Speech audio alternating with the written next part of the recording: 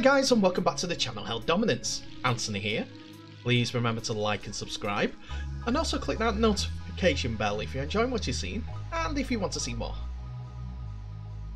Coming up in today's episode, stories including Steve McNamara, Ghana Rugby League Federation, Manly Sea Eagles, the Bromwich brothers, Brendan Elliott, and the Summer Bash for the championship. So a lot to go through, so let's not muck about, as we're starting with Steve McNamara and Catalan Dragons extending their deal for the next 2 years. The Catalans head coach, whose contract was due to expire at the end of this season, 2022, will remain at the Gilbert Brutus Stadium until the end of the 2024 campaign. The former England coach at the club mid-season of 2017. He led the Dragons to their first ever trophy win, winning the Challenge Cup in 2018, a year after saving the club from relegation following their win in the £1 million game. He deservedly took the Coach of the Year title, as you see in the picture, in 2021 for the first time in his career, having guided his team to a new trophy, winning the League Leaders' Shield and also achieving their maiden Grand Final appearance. McNamara said, "I'm extremely happy at Catalans Dragons and delighted to extend my deal. From the day I have arrived, the support and trust I received from our owner Bernard Gauche and his fellow directors has been incredible. I'm also privileged to work alongside an outstanding group of players and staff. Everyone associated with our club has contributed to making improvements and will continue to do so." Echoing those, Bernard Gauche, Catalans Dragons chairman, said, "I'm delighted that Steve McNamara has extended his contract with the club. Offering him a contract was a natural choice. Since his arrival, he has been part of the process structuring the whole organisation in the long term, and I appreciate his vision and determination. He has been rewarded with collective and individual trophies, and we're happy that he's staying at the Dragons. I'm sure he will continue to develop the team and the club in the seasons to come." So as we know, the French are holding the World Cup in 2025 for Rugby League, and the qualifying campaigns have to start soon with regards to playing international matches. Well, following the comprehensive bid, Ghana has been chosen to host the 2022 Middle East Africa Championships, which will run from 27th of September to October the 2nd. 4 nations will take part, in which Morocco, Nigeria and Cameroon will be joining the hosts in what will be the 3rd edition to the championships. There'll be greater incentive for the winners this time, with victory seeing them join the qualification process on the continent for the 2025 World Cup. Nigeria are the current holders of the trophy and have triumphed in the 2019 edition, the last 2 scheduled competitions being postponed because of the global pandemic. President of the Rugby League Federation of Ghana, seen here, Nana Premper, commented, "We are very happy to have won the bid to host the 2022 MEA Championships. This will aid the RLFG in strengthening its relationships with the government. It also increases awareness to attract players in various regions and possibly investors to assist growing the sport. Ghana will be ready." The Federation's General Manager Jafaru Mustafa added, "After 10 years of being involved with the sport and with the commitment of human resources around at the moment, I'm very confident that the 2022 MEA Championship is in the right place. We will work assiduously to make this event one of the best Africa has ever witnessed. Any players with Ghanaian heritage who would like to get in touch, please contact us through our website." Former Scotland international and European Rugby League interim chair Graham Thompson, who oversaw the bid process, said, "The staging of the championships in Ghana will mark another significant milestone for the nation and the sport. After many years of sustained development in Ghana, it will provide a high-profile event and great reward for all those volunteers who have done so much for the game there. Having witnessed firsthand the last championship in 2019, this is a unique event. It will no doubt see high impact competition on the field and another step forward in Middle East and Africa's journey as a standalone confederation. So the Manly Sea Eagles have concluded an investigation into an incident that occurred at a SG Ball trial match hosted by South Sydney Rabbitohs at Erkinsville Oval on Saturday 22nd of January. Junior Manuel player and a spectator were said to have been involved in an altercation with the police being called out by Sydney officials to Erskine Oval. One of the Seagull players is reported to have run from the bench to the tunnel area and engaged in a verbal exchange with former Manly bad boy Jan Hapuate about the incident. The Sydney Morning Herald revealed that the Sea Eagles and the New South Wales Rugby League are investigating the incident, which witnesses say left one of the men with a ripped shirt and blood everywhere, and one man repeatedly being kicked in the head whilst on the floor. Witnesses also told the Herald that a member of the Manly's Jersey flag team was watching the clash when somebody else in the crowd, who was at the ground to support a friend from the Manly team, approached him. Witnesses say that the incident turned physical, causing one current Sea Eagles SG Ball player and leaving the bench to rush and aid his friend.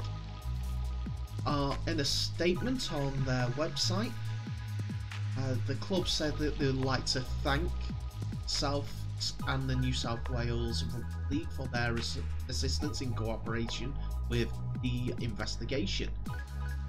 Two of the current Sea Eagle Pathways players were involved in the incident and have been disciplined by the club.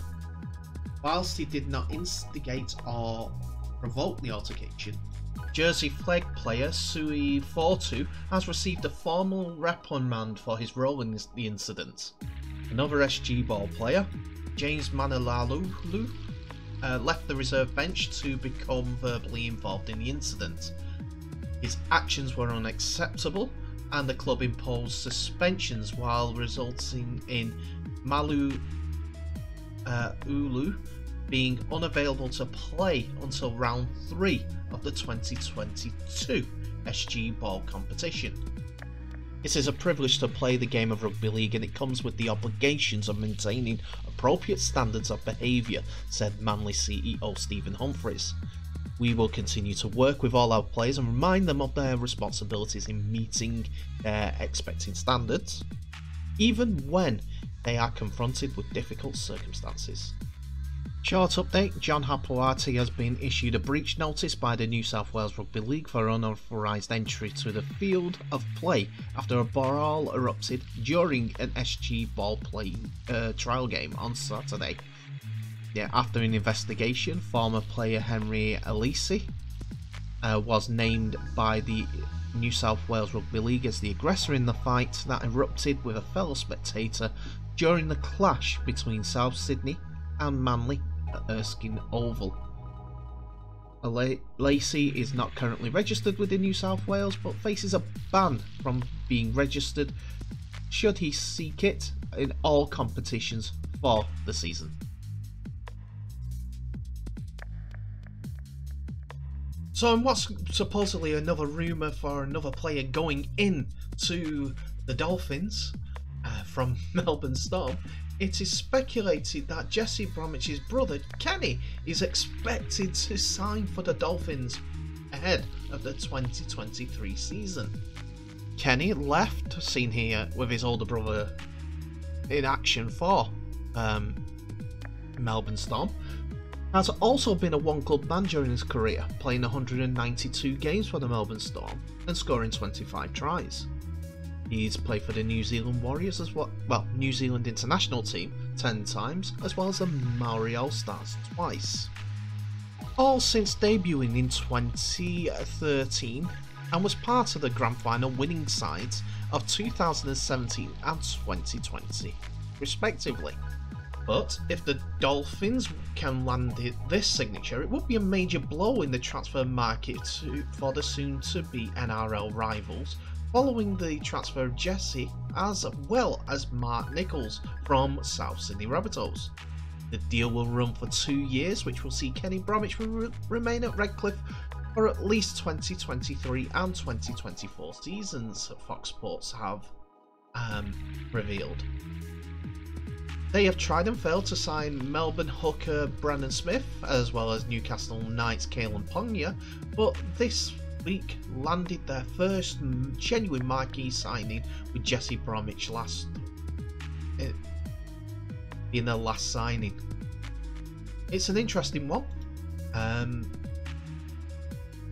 Not too familiar with Kenny Bromwich's playing career. I just know that he's been there or thereabouts for a while. I think he's more of a bench player than anything, but anything to keep the big dog.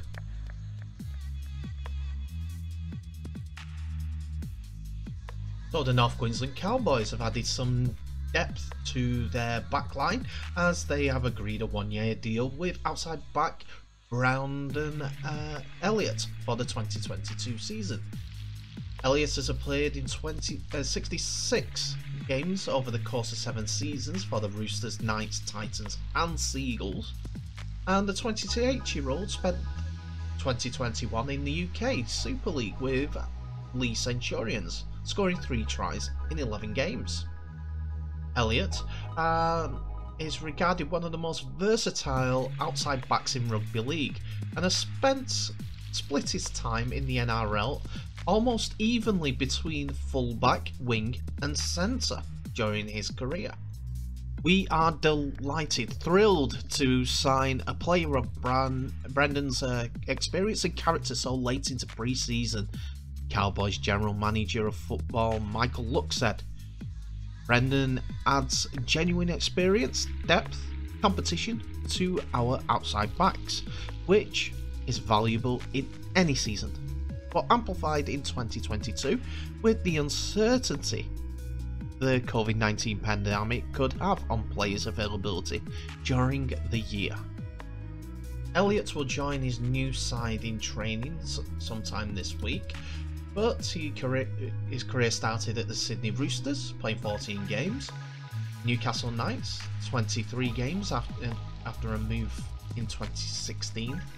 He left for 2018's Gold Coast Titans, where he played 3 games, and his final stint in the NRL before going to the UK saw him play for the Manly Seagulls for 25 games. In total, he has played 76 games in Top Flight Rugby League while scoring 23 tries.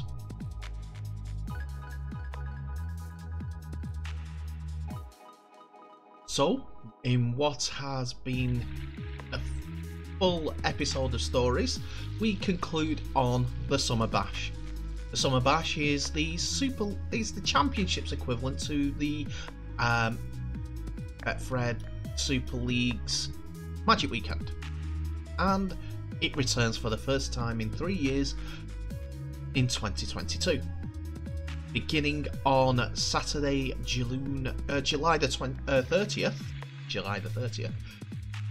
the Bash kicks off at Headingley Stadium for the first time in the competition's history, as teams from the Championship go head-to-head to become supreme in this weekend fixture.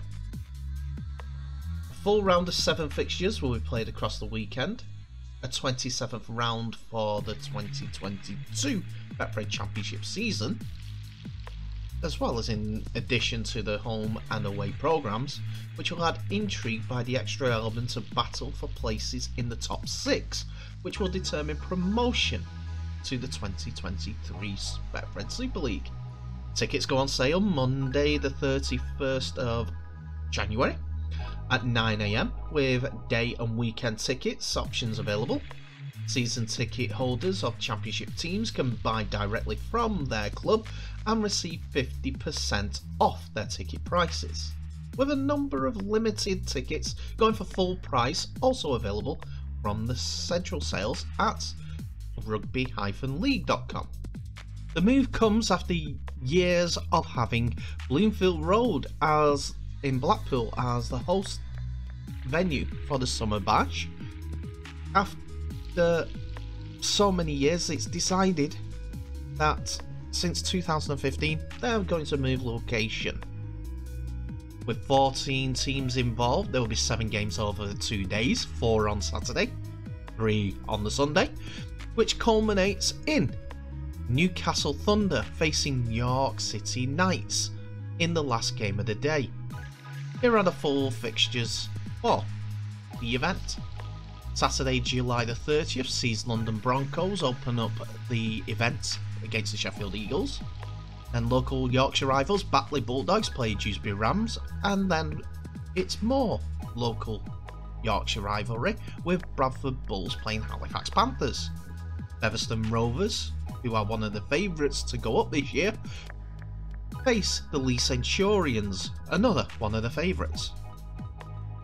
Barrow Raiders face the Widnes Vikings, and Whitehaven play Workington in a All-Cumbrian clash. Then what are renowned to be the most progressive rugby league teams in the Championship, Newcastle Thunder and York City Knights, face each other to close out the Summer Bash.